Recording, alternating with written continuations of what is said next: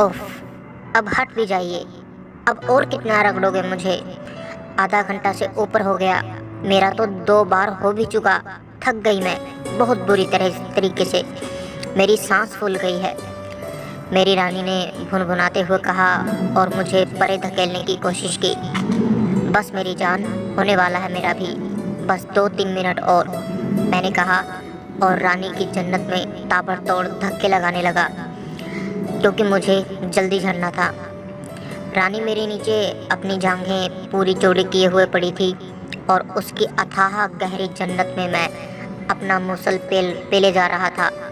Bedroom रानी की जन्नत से निकलती फच फच की मधुर ध्वनि से गूंज रहा था। उनकी जन्नत से जैसे रस की नदियाँ सी बह रही थी। उसकी जांघें, बिस्तर, सब के सब उसकी जन्नत के रस से भीग चुके थे।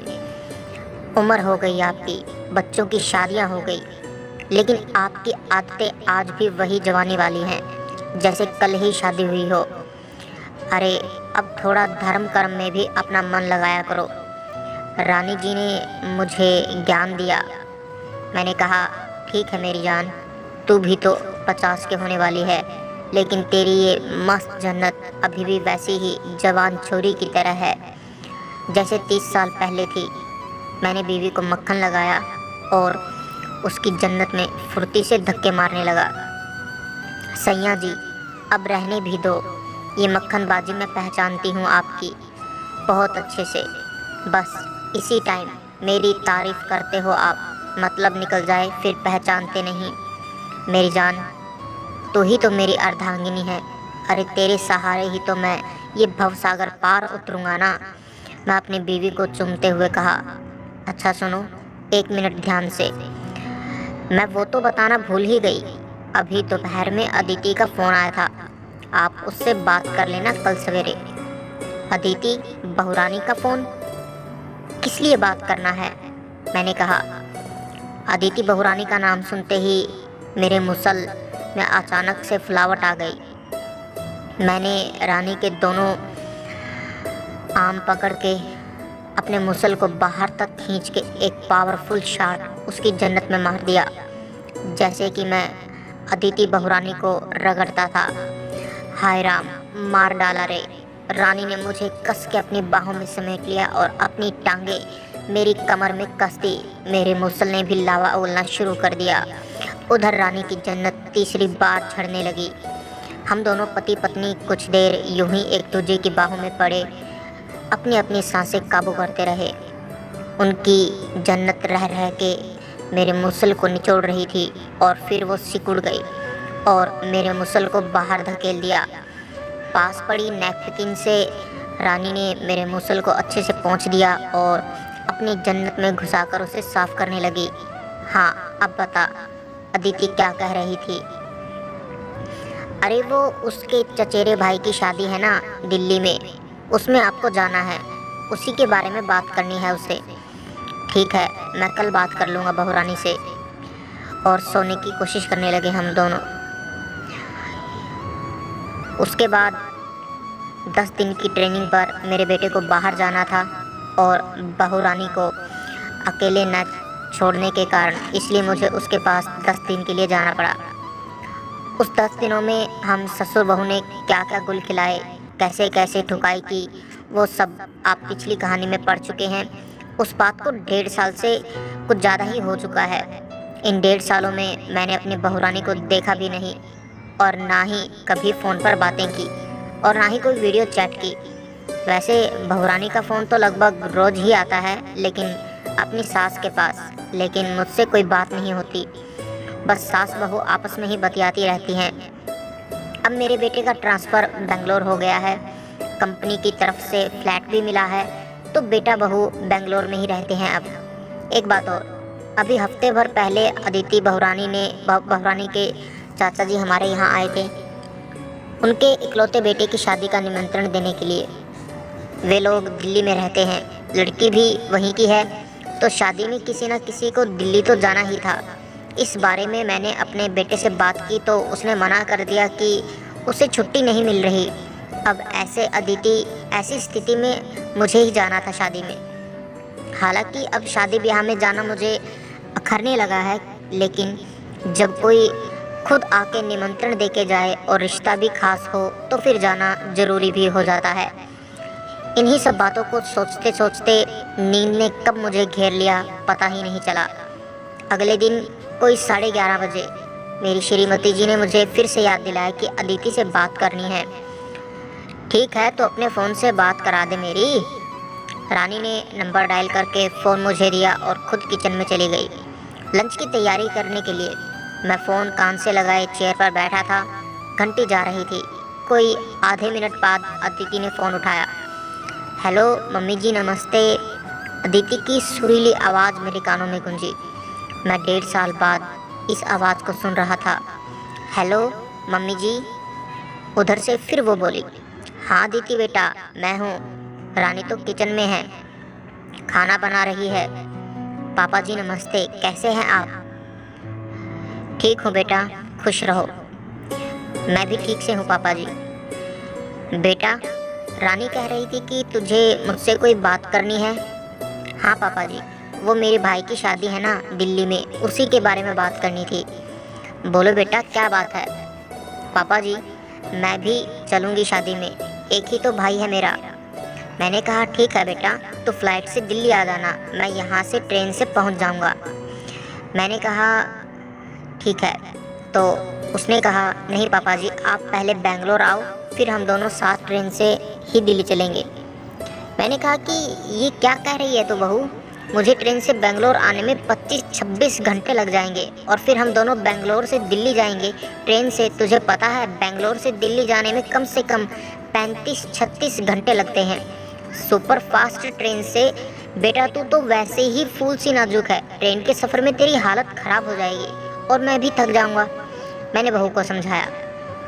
उसने कहा पापा जी, मैंने ये सब पहले ही सोच रखा है, पहले आप यहाँ आओ तो सही, फिर साथ चलेंगे। बहुरानी ने जिद करते हुए कहा। ये क्या जिद है बेटा, तू फ्लाइट से आजा, मैं यहाँ से ट्रेन से आ जाता हूँ, इसमें क्या प्रॉब्लम है?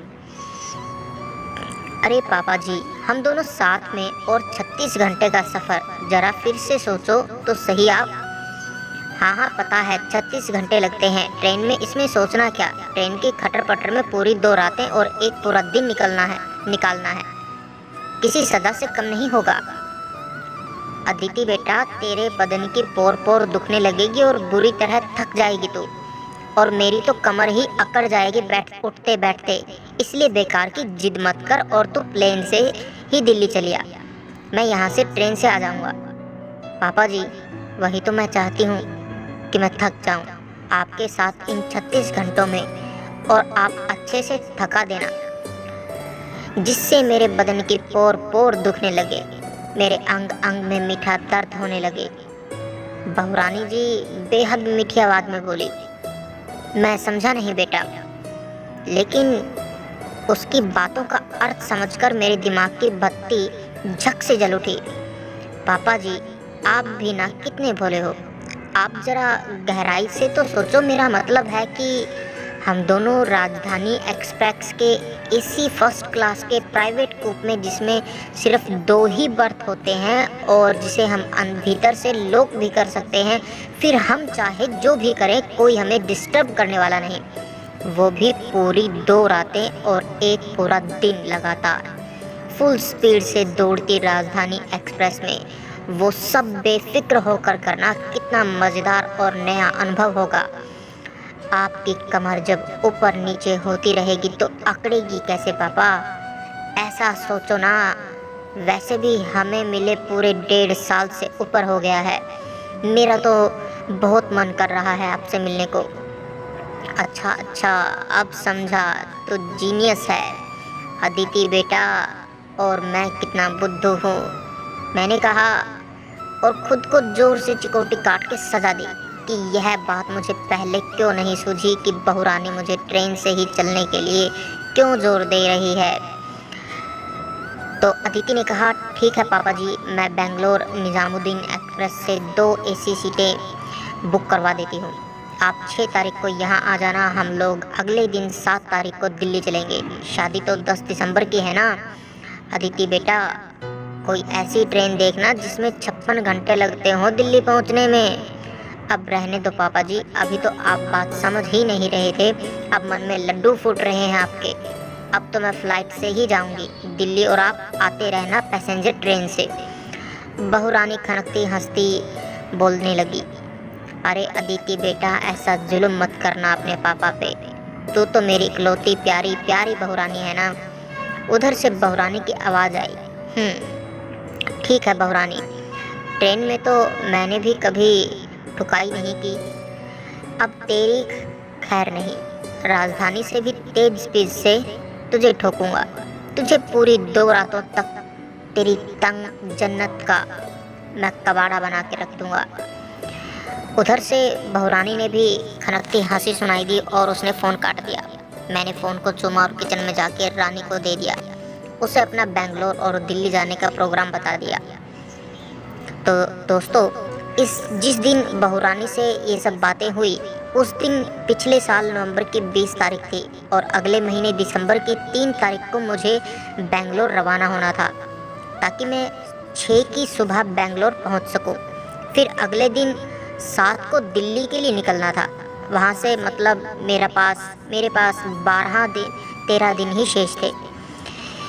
ये मेरा फर्स्ट चांस था कि मुझे किसी राजधानी एक्सप्रेस के एसी फर्स्ट क्लास में, वो भी 2 बर्थ वाले कूपे में ट्रैवल करने का अवसर मिल रहा था। सुन रखा था कि एसी क्लास का किराया हवाई जहाज़ जितना होता है। खैर जो भी हो, मुझे कोई ख़ास तैयारी तो करनी नहीं थी, बस ये पता था कि दिसंबर में दिल्ली में भयंकर सर्दी होती है। तो उसी के हिसाब से मैंने अपने सूट टाई वगैरह सब ड्राई क्लीन करवाया और चलने की तैयारी करने लगा। बहू रानी ने भी अपने आप को चिकना करने में कोई कसर नहीं छोड़ी थी और वो मुझसे भी यही उम्मीद रखती थी कि मैं भी अपने मूसल को साफ़ सुथरा करके ही आऊँ। तो मैंने भी वैसे ही किया। मेरी बीवी रानी को